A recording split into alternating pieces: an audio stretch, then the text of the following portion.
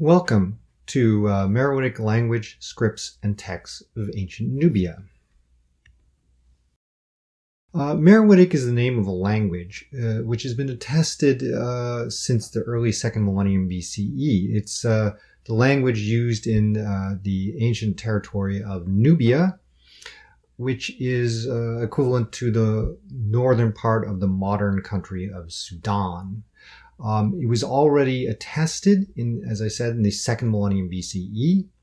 At that time, the Nubians had no script of their own, but ancient Egyptians, their neighbors to the north, recorded words from their language in their own language and script. So we believe that it was used already then. Meroitic is also the name of two scripts used to write the Meroitic language from the 2nd century BC onward. These are hieroglyphic Meroitic and cursive Meroitic. Now, Nubian rulers subject to the ancient Egyptians during their imperial age began writing inscriptions in the Egyptian language and script in the 14th century BCE. Independent Nubian rulers began writing inscriptions in the Egyptian language and scripts, possibly in the 11th, 10th centuries BCE, and certainly by the 8th century BCE. However, the Nubian rulers did not begin to write their own language, Meroitic, in their own scripts, Meroitic, until the 2nd century BCE. So we have some attestations of Meroitic words quite early on, but the Nubians did not begin writing their own language in their own script until quite a bit later. Let's review how this came to be.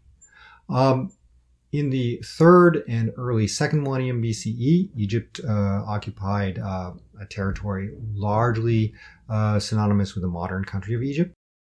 And to the south, in what is northern Sudan, there were Nubian peoples and eventually a Nubian state centered on the site of Kerma, which was independent of Egypt. The Egyptians, again, as I mentioned, toward the end of this period, the early 2nd millennium BCE, began recording Nubian words in so-called execration text, where they were essentially symbolically sacrificing their enemies on little figurines. Now, in the late 2nd millennium BCE, in the Egyptian New Kingdom, the Egyptians conquered the northern part of Nubia, known as Lower Nubia, and parts of the of Upper Nubia, which is to the south, and made it part of their own Egyptian empire. They also controlled parts of the Levant at this period. During this period, the Egyptians built a number of temples and settlements around those temples in Nubia, and they inscribed those temples in their own language. They had Egyptians living there, wrote in their own language, and some local rulers, Nubian rulers, also inscribed their own texts in the Egyptian language. So during this period of contact, we think that the Nubians learned how to write and how to speak and write in Nubian. Now, in the early 1st millennium BCE, the Egyptians' empire collapsed and the Nubians became independent again. But they continued to write their own texts in the Egyptian language and scripts, which they had learned and which they continue to use. From this period, the rulers of Nubia in this period, in the early 1st millennium BCE, they developed a powerful state centered around the site of Jebel Barkal, which they called Napata. This included various cemeteries at places like El Kuru and Nuri, and a capital city at Sanam, and a royal city near Jebel Barkal. Here's an example of a royal pyramid at the earliest Napatan royal cemetery at El Kuru. And here are some other royal pyramids at the Napatan royal cemetery at Nuri. And as I mentioned, the rulers of Napata recorded inscriptions, recording their own history in their temples and on stela in the Egyptian language using Egyptian hieroglyphs, like the stele of Aspelta here. So Aspelta is a Nubian king recording his history, depicting himself in being crowned by the god Amun, while his sister, the Kandake, well, he's not labeled Kandake, while his sister watches here. So here we see, although they don't use the term Kandake yet, that's something we know from Meroitic. They use the term in Egyptian, king's sister and king's mother. So they're using Egyptian to represent Nubian concepts, like this idea of a Kandake, but they don't have the term, they're not translating it into Egyptian at this point, aside from the names. Now, in the late 1st millennium BCE and the early 1st millennium CE, the independent kingdom of Nubia, the capital moved south from Napata, Gebel Barkal, to Meroe. Meroe was located farther south. It was an area that had never been conquered by the Egyptians. Interestingly, associated with this shift, the Nubians began writing texts in their own language and using their own script. It is contemporary with the Greco-Roman period in Egypt. The capital at Meroe included a large urban complex close to the Nile River, and farther into the desert they had a cemetery complex. And here's a picture of some of the royal pyramids at the Meroitic royal cemeteries at Beguerawiyeh. They also built temples, which are similar, though not identical, to those of the Egyptians. Dedicated in some cases to the Egyptian gods, like Amun-Re, but also to local gods like the lion god Apedemak. Here's another temple to the same lion god Apedemak. Here is the so-called Roman kiosk located near the last shown lion temple. And here is a stela written in Meroitic, cursive Meroitic. So the Meroitic kings are describing their own history on stela, as the Napata kings did before, but now they're doing it in their own language. So the rulers of Meroe recorded inscriptions on temples and on stelas in their own language called Meroitic. We've talked about this before. And they used two scripts which look like Egyptian hieroglyphs and like the Egyptian script known as Demotic. These two scripts were interchangeable. That is, there was one symbol, you could substitute a cursive symbol for a hieroglyphic symbol. And they were they look alphabetic, but they're actually alphasyllabic. And that's interesting because the hieroglyphic and demotic scripts at this period were not alphabetic or alphasyllabic. So the Meroites took symbols which they knew from Egyptian scripts, but adapted them for their own language and adapted them to provide a more simple writing system. One of the things you can see is that they have also used word dividers, which is very convenient. Now, because some of these signs are derived from Egyptian signs, early scholars were able to identify the values of many of these signs. Further research has determined that, in fact, the values weren't always the same, but we're in the unique position we don't have any a Rosetta Stone for ancient Meroitic, but we do know how it sounds, or what we have an approximation of how it sounds. So we can transliterate ancient Nubian texts, but we don't always know what they mean. So before discussing the language itself, I'd like to discuss the type of text that has survived. As we've said, there are two types of scripts: hieroglyphic Meroitic and cursive Meroitic. Hieroglyphic Meroitic is almost exclusively used for labels on temples. And in this sense, it is paralleling the use of hieroglyphs in Egypt at this period, which were again restricted to religious texts in temples, in tombs, and occasionally on monumental texts. So here we have a scene from one of the Elian temples of Apatimak, showing the king and the Kandake smiting enemies. And next to them, there are labels identifying the scenes in hieroglyphic Meroitic. So it's representing a Meroitic text, but it's written with Meroitic hieroglyphs. Here's another set of texts from the same temple, again with hieroglyphic labels. Now, most of the surviving inscriptions in Meroitic, however, are cursive. And cursive was used in a variety of formats. For example, royal historical inscriptions, such as the one here, were written in cursive.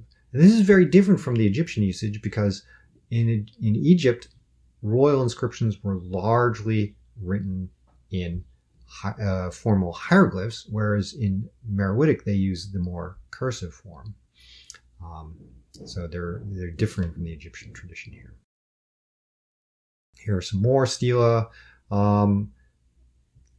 recording presumably historical texts, and more stela here recording royal inscriptions. This one actually has the label on the front with the images, has a few hieroglyphs, Meroitic hieroglyphs on it, and on the back there's a cursive text.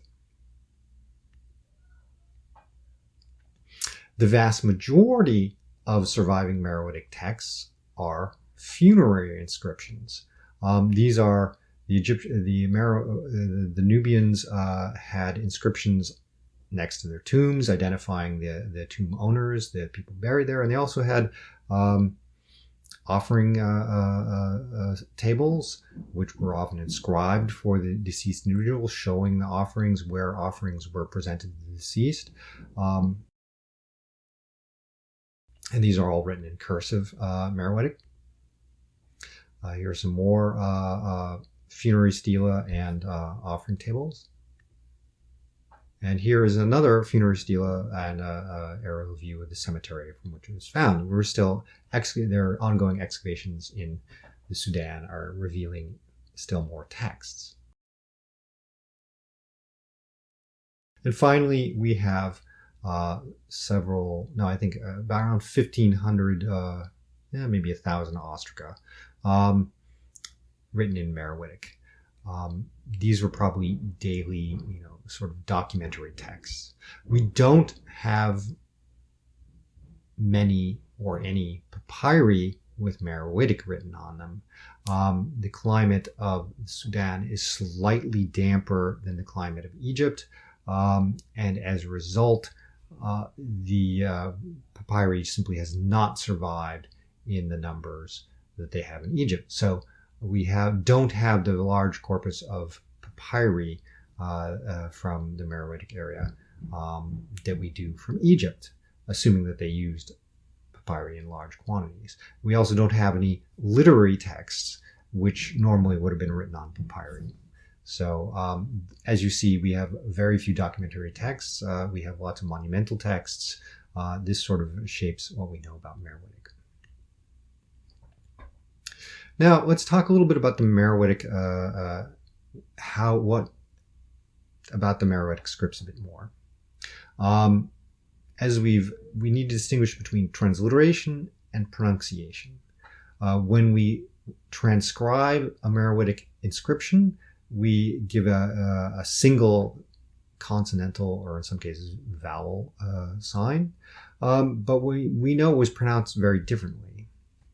I mean, basically, and this is why we call it an alpha-syllabic script, most signs represent a consonant followed by the vowel A. In transliteration, when we transcribe it, the vowel is omitted. In translations of popular names, it is supplied. So when you see a consonant, you have to supply an A after it. If they wanted to represent some other vowel other than A, they wrote the vowel E, I, or O. There are 4 signs which actually indicate a combination of consonant and vowel E, or O in one case. And there are special conventions for writing initial vowels. For those of you who are familiar with Sanskrit, this is a similar, which is also an alpha-syllabic script. This is a similar situation where they have the base sign represents consonant plus vowel, and then various modifications indicate different vowels. Now, we actually, aside from proper names of people, which are quite common on Meroitic texts, because we have a lot of funerary stela and historical monumental texts, we only know about 100 words for which we know the meaning. Now think about that for a moment. We can transliterate, and if you wanted, sort of pronounce virtually every Meroitic text. But many of the words we don't know the meanings of. Now, in some cases, we can deduce the meanings. For example, place names shown here, when text show up at a place name and they repeatedly appear, we can deduce them. Deities. We often have scenes on temples depicting a deity, and then we have a label, and from that we can determine the Meroitic name for deities. Titles. We have many texts naming people, funerary texts, and they have their titles. Now, in royal texts, we can figure out you have titles of kings, queens, and there's a few other titles that we can figure out, some of which derive from Egyptian, which is not entirely surprising. The Egyptians controlled the area for several centuries, and the Nubians, even after they became independent, continued to use Egyptian for several centuries before they started writing their own language. So a certain amount of adoption of language, of Egyptian vocabulary, was probably is not surprising. We know the words of humans and relationships because, of course, in funerary stela, people are often identifying themselves as the son, daughter, mother, father of various people. Occasionally animals show up. And we know a few other nouns, often related to funerary offerings, bread, water, offerings, drink, things like this. We know a few adjectives. Great, older, younger, often relating when you mention younger and older children. Abundant, good, beautiful, describing offerings, and a few other pronouns and whatnot, which we'll discuss briefly. And we know a very few verbs.